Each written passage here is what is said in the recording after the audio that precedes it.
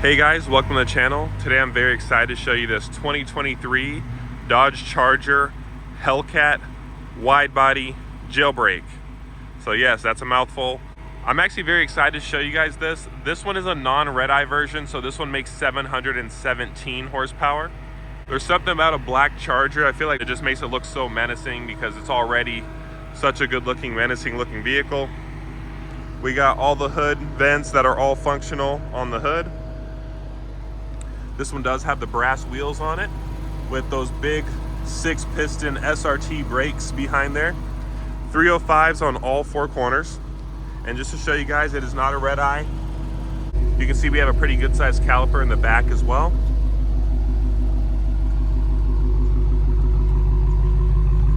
Sounds fantastic. I have it running because it's over 100 degrees outside and I need the AC going inside.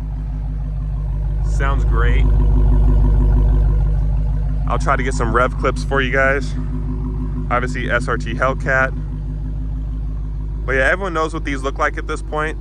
I think it's a great looking car. Yes, it's old school, but sometimes old school is good. You can see this one only has 1,900 miles on it. So very low mileage. This is pretty much a brand new car. So this vehicle is for sale if you are interested. So I'll leave the info in the description. Looking at the inside, we have the nice stitched upper panels here with the nicer material. We got the suede inserts, soft touch down here, auto for the front 2 windows, memory seats. We got these Alcantara and leather seats. They're like huge couches. Got the sport pedals down there. Let's go and hop inside. All right, sitting inside the Hellcat Widebody Jailbreak. Fantastic looking gauges. I think the Charger's gauges are one of my favorite because it's the perfect blend of analog and digital. So there's a bunch of information you can go through on there. I'm not going to mess around with that too much. Actually, you know what? Let's see what the top speed was on it. I'm kind of curious. Oh, 119. Okay. Whoever had this car before didn't drive it much or didn't drive it very fast. Over here, we got the 8.4-inch touchscreen, so you can go through your media. It does have heated and ventilated seats, heated steering wheel, navigation built into the car, and then you have all the SRT pages and stuff you can do right here. So we'll let that load up. Oh, that was quick. Drive modes at the top. You can do launch control, launch control, line lock. You can put a shift light on there. This one does have the race cool down, which is pretty cool. So that you can, you can mess around with that if you want. Down here we have some redundant climate controls, easy access for the launch control, a SRT button, parking sensors, traction control. Be careful turning that off unless you know what you're doing. AC, all that stuff. 12-volt outlet, place put your key, cup holders, console. These are lined in felt, which is kind of nice. They usually save that for higher end cars, so it's nice that it's lined in felt. Up top here we have regular bulbs. Garage door opener. This one has a sunroof, which is very unfortunate because I'm tall, and if you have a long torso and you're tall like me, you might bump your head on this right here. So the sunroof is not ideal at all for me, but some people love their sunroofs. All right, so this is the back seat sitting behind myself. Obviously we have the same nice materials as the front, so that's good that they brought it to the back. The same nice leather seats. You do have a fold down armrest. You have heated seats back here and air vents and a power outlet. But as you can tell, when you're tall, you don't leave any room for your passengers in the back. So yes, this is a full-size sedan, but there's not that much room in it. It's not as much room as you'd expect a full-size sedan to have, but the nice thing about this car is not necessarily the room, because it doesn't have a lot of room. It is wide, but not a lot of leg room. It's driving it. So let's check out the engine real quick and take this thing for a drive. All right, one thing that's so nice about the Hellcats is that they have a beautiful engine bay. Very simple. We got a nice big V8 engine with a supercharger on it. 6.2 liter V8, 717 horsepower. This one is not the red eye. If it was a red eye, it'd be 807. This is a powerhouse. It sounds great. Let's go ahead and hear an exhaust clip before we get this thing on the road.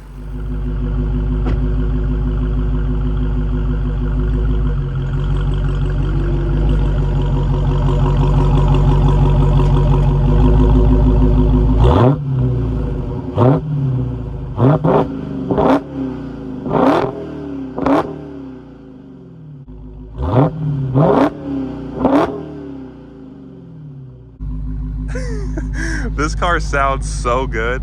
It's such a great sounding vehicle, and also when you rev it, it kind of like shakes the car too, so it really adds that muscle car feel.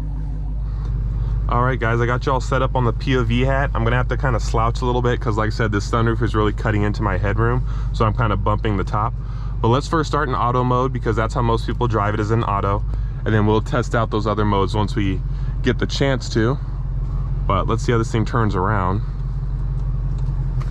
Alcantara steering wheel feels great when it's brand new, but it kind of wears badly, so I'm not a huge fan of Alcantara steering wheels, but this one has it.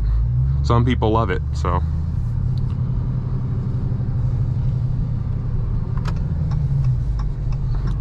So these are around 4,600 pounds, by the way, so these are not lightweights, but they have 717 horsepower to try to make up for it. So that definitely, we'll see how that feels for sure.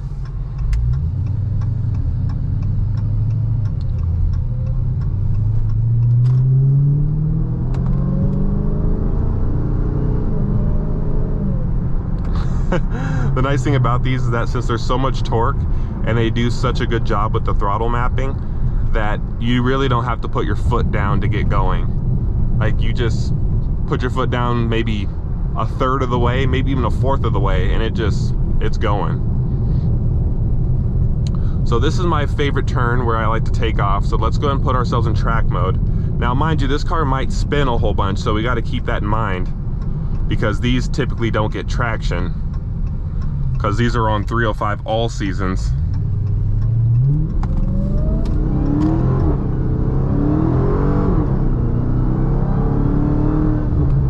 Okay, so I can tell that the traction control was cutting the power there because it was getting no traction.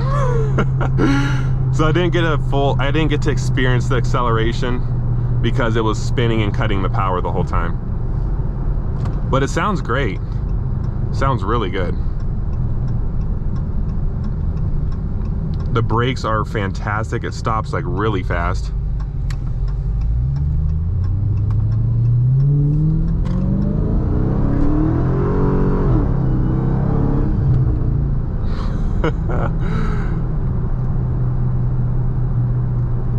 This thing is fun, and you can hear that supercharger whine. I know Hellcats are known for that, but it's always nice when you get to hear it. It's a nice cruiser too. I will tell you this, the suspension is a little on the rougher side. I put it back in auto because I think these come with already the adjustable suspension, but it feels a little on the rougher side. Just being honest, like when you're going over bumps, you can kind of feel it kind of bouncing around. Okay, so we have the suspension in track, maybe that's why. So let me go ahead and change this a little bit. Let's put the suspension in street. So hopefully that helps because it feels a little bumpy. I'm just gonna be honest.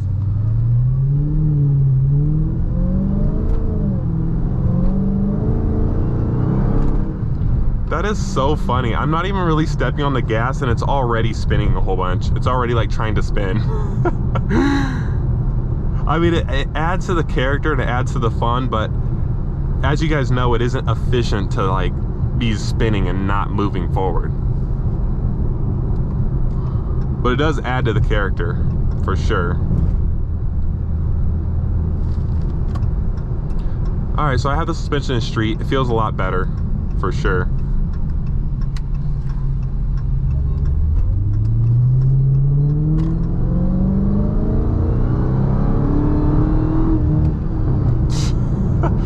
And I was looking at the window sticker. This one has the 2.62 rear axle ratio, so it does have slightly longer gearing because of the axle ratio. Storage space is fine. I mean, it's not a tremendous amount of space for how big this car is because this is literally a full-size sedan. It's like over 200 inches long. All right, so let's put ourselves in sport mode. Let's try the sport mode, see how that goes.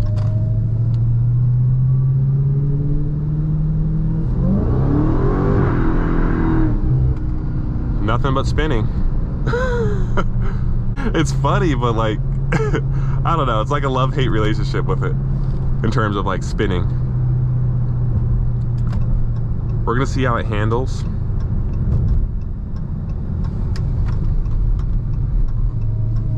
Yeah, you can definitely You can definitely feel the weight. I can kind of feel the front end kind of slightly understeering a little bit there, and that wasn't really turning that hard either.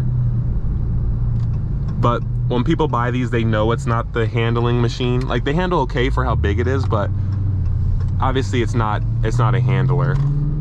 All right, let's try this manual mode here. So we're in 3rd gear.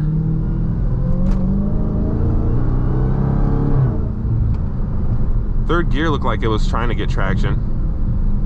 I think it's 1st and 2nd that are kind of like, no matter what you do, you're gonna spin.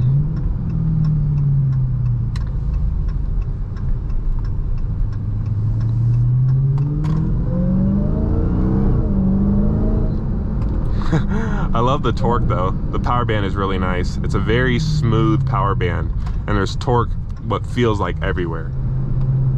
The trans is very smooth in the paddle shifter mode.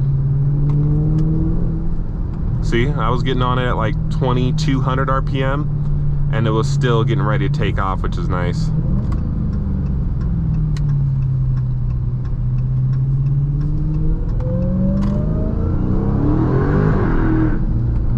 Nothing but spinning. Ooh, that's nice. Downshifts are quick, guys. This transmission's no joke.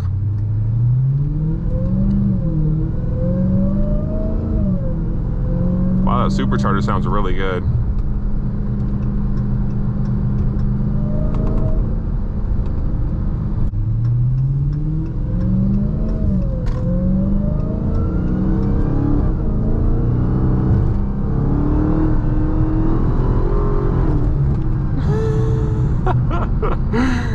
Just a bunch of spinning. It sounds good though. And that trans is snappy. So this is the 717 horsepower version. I'm curious to see what the 807 feels like. I believe I drove one before, if I'm not mistaken. And it is a noticeable difference, but it's not like a 100 horsepower difference. It doesn't feel like it's a 100 horsepower difference from the standard Hellcat, but it is a noticeably difference. It is a little bit faster. I mean, as it should, right? It makes sense. I feel like sport mode lets you get a little bit more spin than track mode does for some reason.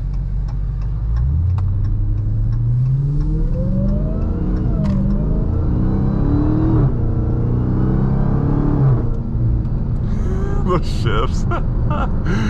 Oh, that's fun.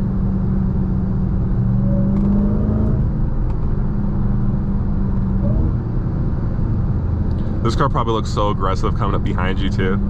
That's another thing that adds to the fun, because you know what it looks like on the outside. You know how aggressive this car looks. The sound matches the look like 100% to a T. Spinning even in 3rd gear, but that's a slippery surface. I've driven that surface several times. It gets you those downshifts quick though.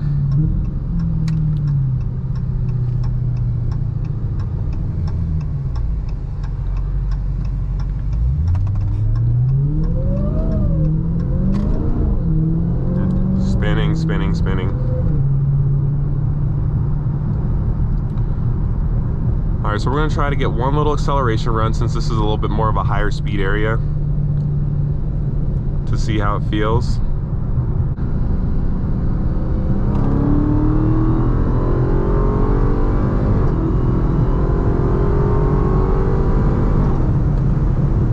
Okay, this thing moves. That's good. Wow, okay. That feels really good. Yeah, you definitely got to wind it out a little bit.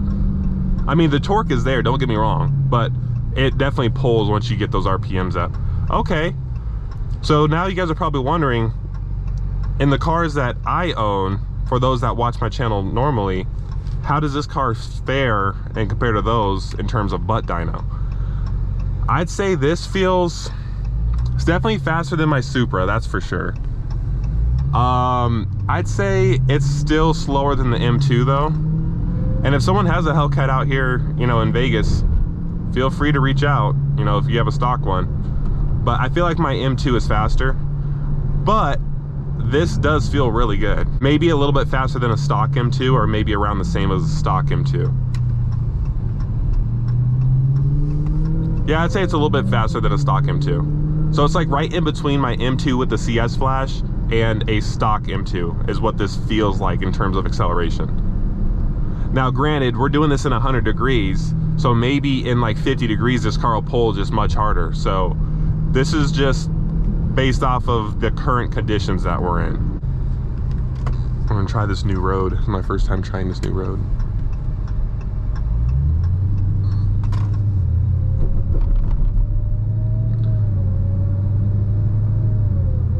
It's funny, even when you're just driving normally, you can hear the supercharger whine. That's kind of cool.